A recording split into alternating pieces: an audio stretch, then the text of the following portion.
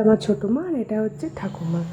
মা বলে ছোটো মার কাছে নাকি আমি বেশি থাকতাম ছোটোবেলায়, কারণ ছোটো মার হচ্ছে দুটো ছেলে, মানে দাদা আর ভাই। যেহেতু মেয়ে নেই তাই আমাকে ছোটো মা ভীষণ ভালোবাসে। তাই রবিবার দিন সকাল সকাল চলে গেছিলাম বাড়িতে, আর সবাইকেই ডেকেছিলাম। যেহেতু বিয়ের পর এটা আমার প্রথম দুর্গাপুজো, তাই আমি ভেবেছিলাম সবাইকেই কিছু না কিছু দেবো। তাই গিয়ে দেখি বাড়িতে ভীষণ আয়োজন। মা তো ভোলা মাছের ঝাল টাল সব করেছে, আর সৌরভ এখানে রান্না করছিলো মাটনটা।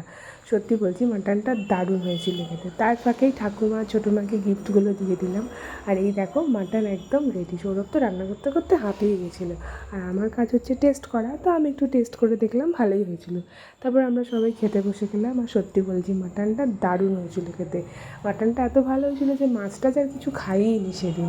তারপর এখানে ছোটদাদা এসেছিলো বিকেল 4টের সময় খেতে, ও বললো ভালো হয়েছে খেতে। তারপর আমরা কিছু এখানে কাকিমা বোনের জন্য কিছু গিফট কিনেছি, তো ব্যাস